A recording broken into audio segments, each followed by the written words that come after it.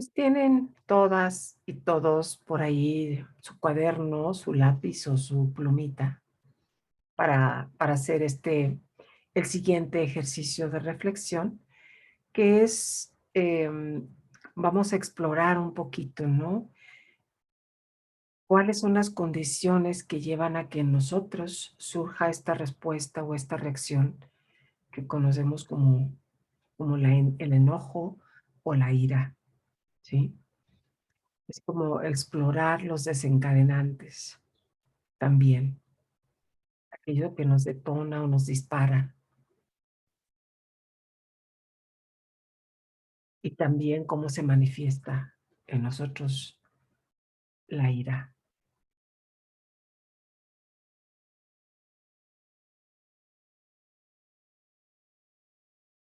Muy bien. Los que tienen las cámaras apagadas, ¿están listos también?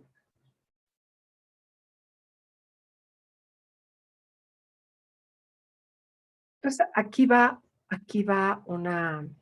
la primera pregunta, ¿no? Es muy sencilla esta pregunta. Le vamos a poner, ¿qué cosas te enfadan?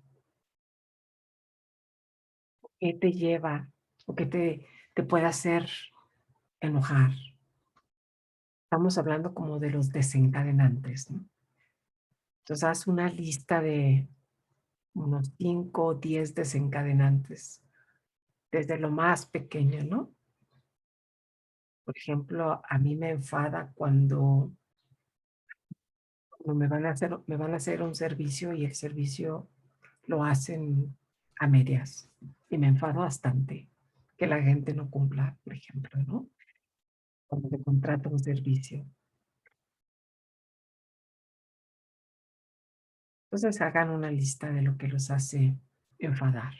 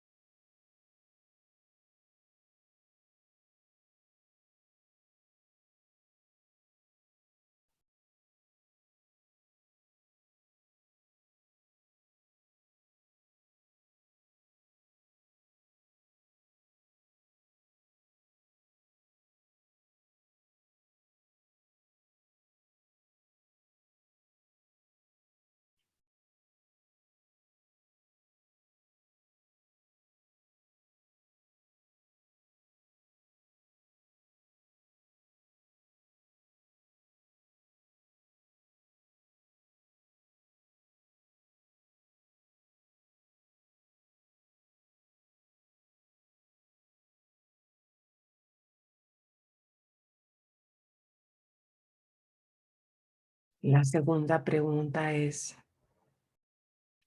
¿cómo sueles reaccionar cuando estás enojada, enojado? Y aquí también anota tus principales reacciones de ira.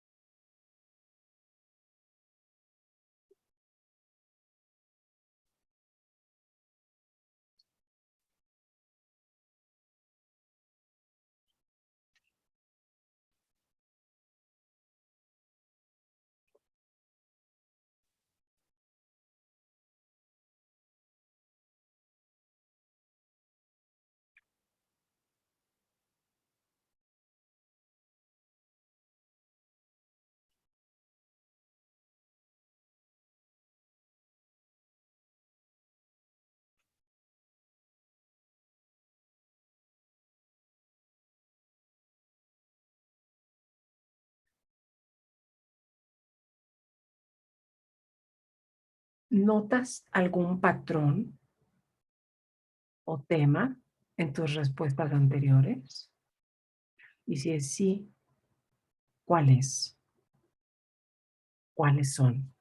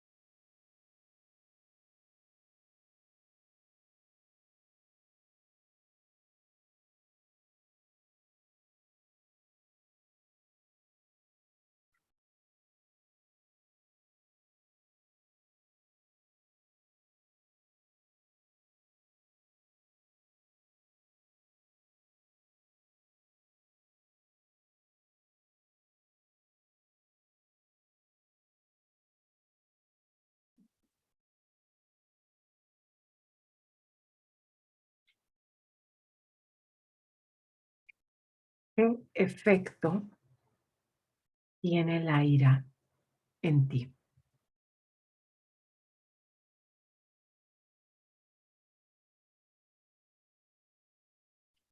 ¿Me puedes repetir, Akasha?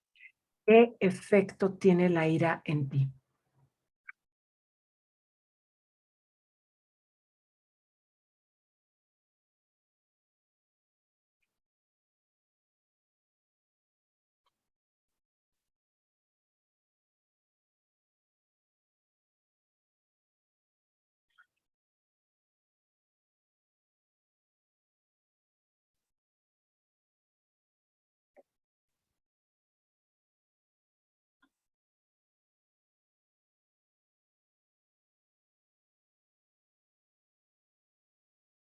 ¿Qué efecto tiene en otra persona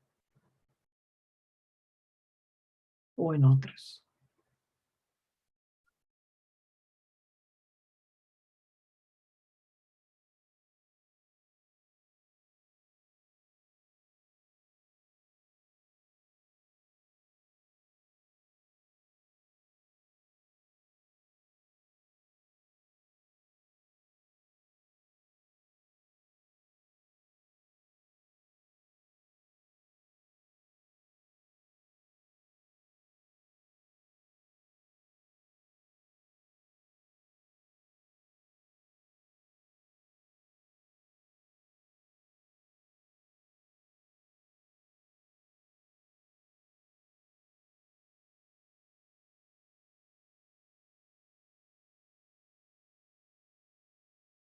¿Y qué efecto tiene en ambos?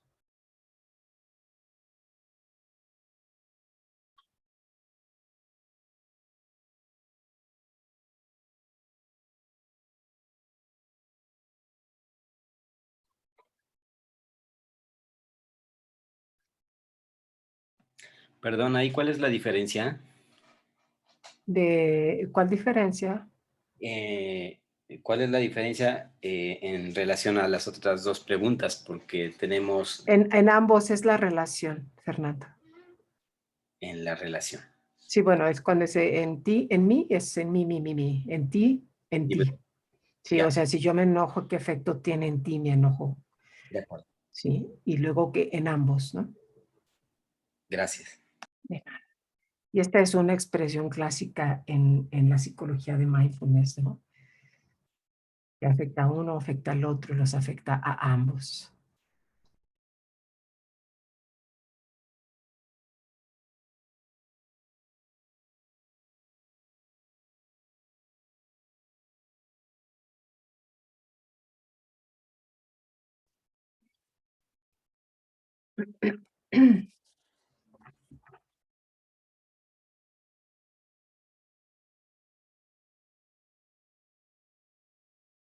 Había una vez, érase que se era, un hombre que iba navegando en su barca.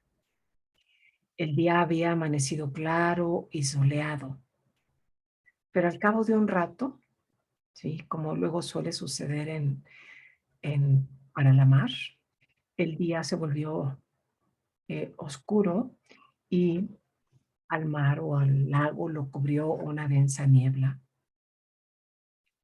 El hombre decidió regresar a al embarcadero y de pronto se dio cuenta de que había otra barca que venía para acá, se que vio la silueta de otra barca que avanzaba hacia él.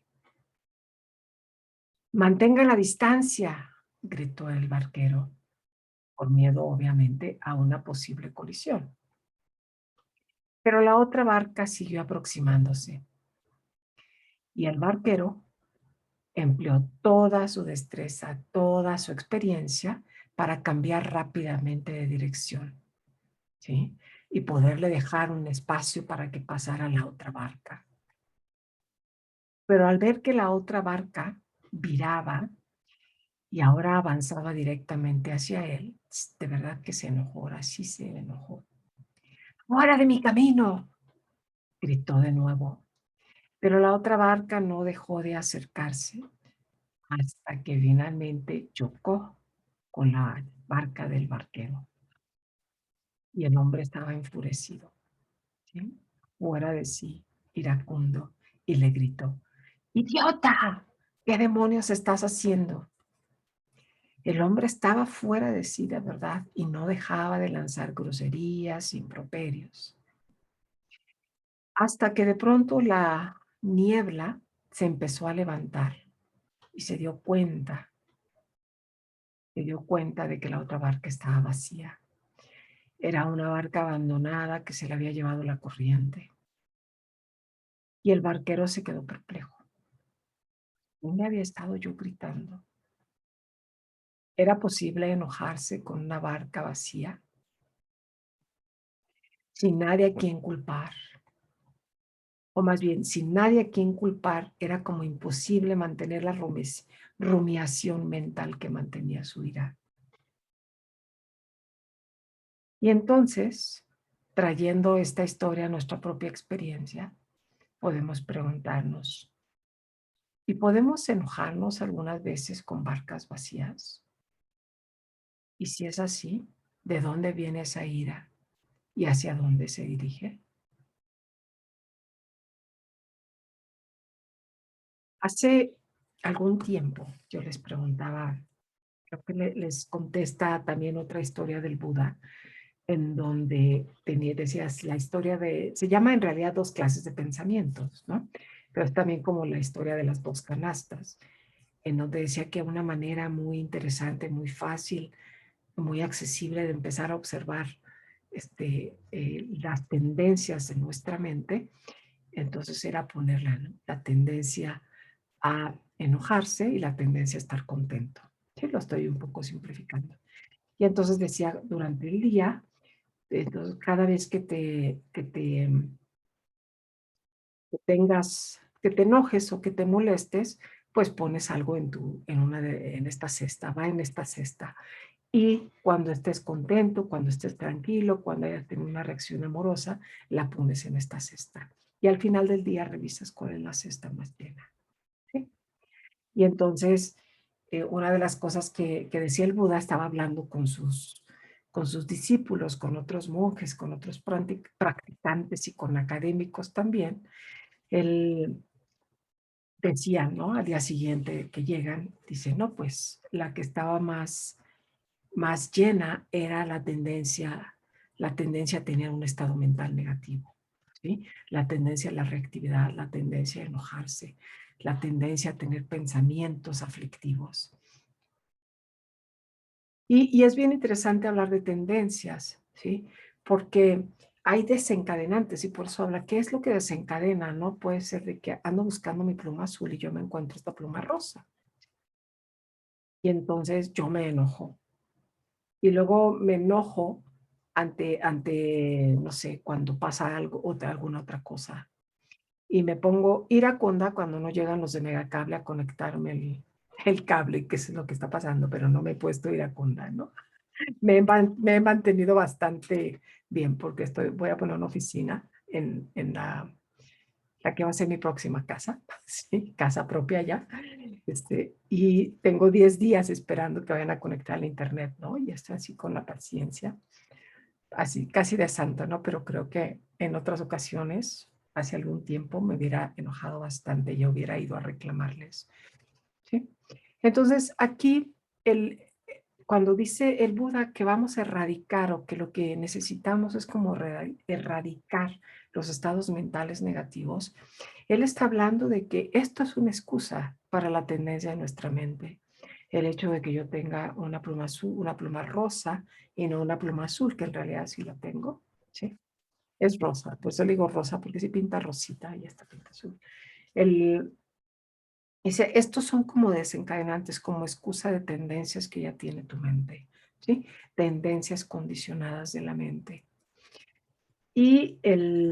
O tendencias reforzadas de la mente, porque ya se sabe de alguna manera que la expresión tanto de la ira como del miedo, que no había dicho anteriormente, que vamos a ver también el rollo del miedo, son casi cuestiones de sobrevivencia, ¿no? Son cuestiones evolutivas, vienen desde hace mucho, están como, esta es parte de nuestra programación, ¿no? ya están aquí adentro. Lo que hacemos durante el tiempo es como a regularlas, como a modular de alguna manera las reacciones que tenemos y eh, casi como, pues son como reflejas, ¿no? O sea, el miedo, perdón, la ira o el enojo, contrario a lo que se piensa, no es porque tienes el deseo de hacer daño per se. Sí, la ira y el enojo muchas veces tiene que ver con defender algo. Es como un mecanismo de defensa, ¿sí? Lo que pasa es que este mecanismo de defensa se nos va exacerbando a lo largo de la vida. Esta respuesta evolutiva que surge muy inmediatamente, también la extendemos hacia muchas cosas hacia muchas cosas y en realidad a un simple hecho que es cuando no tenemos lo que queremos, ¿sí? ¿Qué pasa cuando las cosas no son como yo quiero que sean? Cuando no adquiero, o sea, es cuando la realidad es muy diferente a lo que yo había planeado. Entonces, bueno, de ser una cuestión evolutiva en donde yo le enseño los colmillos y las garras a alguien para defenderme a mí, defender a mi familia y defender mi espacio, si quieren, como que lo generalizo a casi todas las situaciones. ¿Sí? Entonces es como una tendencia, sí que probablemente no podamos erradicarla del todo. ¿Sí? ¿Por qué? Porque es una cuestión evolutiva, es una cuestión, como les decía, ¿no? Como que ya está en nuestra programación, está ahí el chip por ahí de reaccionar así, ¿no? Pero lo que sí podemos es como darnos cuenta de que no tiene que ver con la pluma, que si la pluma es azul, la pluma es rosa, de que si llegó había mucho enojo aquí en Durango porque nos habían estado pues poniendo la vacuna Pfizer y todavía habemos personas para segunda dosis y no llegó la Pfizer, llegó la AstraZeneca y llegaron las chinas. Entonces, en las redes sociales, ya saben, ¿no? Las expresiones de enojo, de ira, y toda clase de improperios al gobierno así tremendo, ¿no? Entonces, bueno, pues simplemente tenemos que esperar los que tenemos la primera dosis de Pfizer y no llega la segunda. Pero, o sea, las cosas no son como no quiere que sea, ¿no? Hay personas que querían la Pfizer, pues no les va a tocar las otras vacunas, ¿no? Las vacunas que hay. Y yo pues me tendré que esperar o ver si es cierto que si combina Pfizer con AstraZeneca voy a tener una mejor inmunidad. Eso dicen, por cierto, ¿no? Los nuevos estudios en Inglaterra, claro, pues es la de Oxford, de la Universidad de Oxford, dicen que si combinan las vacunas puede tener una mejor inmunidad. Vaya usted a saber, ¿no? Pero el punto es este, ¿no? Que si las cosas no son. Entonces no es la cosa en sí misma, ¿no? Las cosas son neutras, los eventos son neutros, ¿sí? Las cosas pasan por diferentes razones. Hay condiciones por las cuales las cosas surgen de cierta manera, en las cuales nosotros tenemos algo que ver y en las cuales no tenemos que ver, ¿no? Pues yo no tengo nada que ver que no venga la Pfizer y no me pueda vacunar. Mis hermanos estaban enojados. Yo no me enojé, ¿no? Porque soy la única que le falta la segunda vacuna, la segunda dosis. Entonces, aquí, como en la práctica, ¿no? Les invito durante la semana a que chequen eso. O sea, es en realidad, o sea, por eso el cuento de la barca vacía, ¿sí?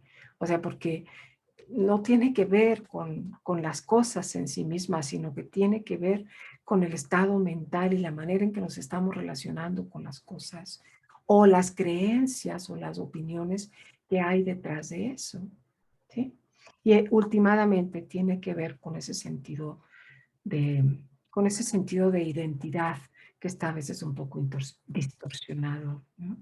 Es esta idea de que todos nos merecemos, ¿sí? Y no es que no nos merezcamos, pero no se trata de si merecemos o no, sino se trata de si tenemos derechos o no, sí, que es un tema que está muy en boga, los derechos, bueno, en boga desde hace mucho tiempo, la cuestión de los derechos. Así para ser un poco controversial, uno de mis maestros raíces decía que en realidad no deberíamos tener derechos sino obligaciones y responsabilidades. Y que si todos cumpliéramos con nuestras responsabilidades y obligaciones, no habría necesidad de hablar de derechos, ¿no? O sea, muy interesante ese punto de partida, ¿no? Si yo cumplo, si tú cumples, pues no tienes por qué hablar. Si empezamos a hablar de los derechos es porque realmente no se cumplen las responsabilidades y las obligaciones. ¿Sí? Está como para pensarse, está para pensarse eso. Ahora, muchas veces se ve a la ira como con ojos de desaprobación, ¿sí? E incluso una misma puede ver a la ira o la expresión de la ira con ojos de mucha desaprobación y con ojos de vergüenza, ¿sí? Y bueno, finalmente, de alguna manera está hablando de alguna necesidad, de una necesidad que no ha sido cumplida o que no ha sido satisfecha, o está hablando de alguna herida, porque también cuando estamos heridos reaccionamos de esa manera, nos protegemos de esa manera. Entonces a mí me da la impresión, y yo creo que no estoy sola en esto, de que en lugar de verla con ojos de desaprobación, es muy importante verla con ojos de aprobación, ¿sí? Es muy importante empezar a explorar esta emoción a la cual le tenemos mucho miedo y de la cual a veces nos avergonzamos. Por lo menos a mí me pasó así. Yo soy norteña y soy de mecha corta, como se diría, ¿no? Es como esa tendencia naturalmente aprendida, no sé, ¿no? De reaccionar rápidamente de esa manera. Y cómo a lo largo de los años se ha ido modulando esa reactividad y esa manera de responder. Y cuando observas esa manera de responder, de verdad que, por lo menos en mi experiencia y lo que le he escuchado a otras personas, de repente te quedas con la ira misma y te das cuenta que no tiene nada que ver con el objeto al que lo estás dirigiendo. Y eso es sumamente valioso cuando te das cuenta de que no tiene nada que ver con el objeto a lo que estás dirigiendo. ¿Sí? Ya lo sé que pueden decir, ¿no? ¿Qué pasa cuando me agreden? ¿Qué pasa cuando pasa esto? ¿Qué pasa cuando pasa el otro? ¿No? Y puedes decir, es una respuesta natural ante cierto tipo de cosas. Y tienen razón y a la vez voy a sostener lo que dije, ¿no? De que no tiene mucho que ver con el objeto. ¿Sí? Que pueda ser natural o que pueda ser muy así, la respuesta que se da ante una situación. De repente estaba pensando en situaciones como pues difíciles o violentas o algo, ¿no? De cómo puede uno reaccionar de esa manera. Pero sí creo que es muy importante que si se reacciona de esa manera y se puede ver como una tendencia, y no voy a sugerir que se cambie, sino más bien sugerir que se regule y que se utilice de una manera diferente. En el budismo tibetano la energía detrás de la ira es muy apreciada, ¿sí? Porque al final de cuentas dicen que la energía es simplemente eso. Digo que lo que está en la ira, esa energía es simplemente eso, es energía. Es simplemente una energía que está dirigida o que tiene una cierta direccionalidad y que puede ser muy destructiva, pero que esa misma energía puede ser muy transformadora y que te puede dar una gran claridad, ¿sí? Entonces, es como la claridad que te puede dar la ira, el odio y el enojo. ¿Por qué? Porque lo que se reconoce es que sí puede haber verdades detrás de eso, sí puede haber razones importantes, pero si utilizas esa misma energía que se utiliza como el barquero en insultar, en vituperiar, no sé, o sea, toda esa energía, imagínense usarla de otra manera, esa energía, ¿no? La energía física, la energía mental que utilizamos cuando estamos enojados, pero sobre todo para mantener el enojo. Y a veces hay enojos que mantenemos a lo largo de los años, ¿sí? Y de las décadas. Y causa mucho daño, y le causa daño a una, ¿sí? Pocas veces después del evento, los eventos, a menos de que haya una cuestión de eh, como de revancha o de venganza que sea constante hacia la otra persona, ¿sí? Finalmente, y eso yo creo que se escucha y lo han escuchado muchas veces, a quien más le afecta la ira es a mí. Pero un momento de ira también puede afectar mucho a otra persona, mucho, mucho, ¿no? Porque nuestras palabras pueden ser muy hirientes y no importa todo lo bueno que hayamos hecho, un momento de ira destruye todo, ¿sí? Por un momento de ira, una persona nos puede sacar de su vida o nosotros podemos sacar a una persona de nuestra vida a partir de un arranque de ira, ¿sí? Y eso decía Shantideva, también un monje del siglo VIII, muy, muy apreciado dentro del budismo, que tiene un libro que es muy famoso, que se llama el Bodhicharyavatara, que se traduce en español, lo han traducido como el camino hacia la luz, ¿no? Y él decía que un momento, un instante de ira podía romper lo acumulado en, a lo largo de muchas vidas de actos bondadosos. Y nosotros lo sabemos también. Cuando alguien se enoja con nosotros, pero así, de esa manera, chao, ahí te ves, ¿no? No, como que no queremos volver a saber de esa persona. Y yo creo que es una lástima, ¿no? Que no demos segundas oportunidades. Sí, sí se puede, ¿no? Siempre y cuando haya, no sé, yo soy ahorita ferviente proponente de las conversaciones y de las conversaciones difíciles, ¿sí? Es importante tener conversaciones incómodas, conversaciones difíciles, conversaciones así como con toques, ¿sí? Y mantenerse de una manera centrada, ¿sí? Aunque ya hay momentos en que te enojes, ¿sí?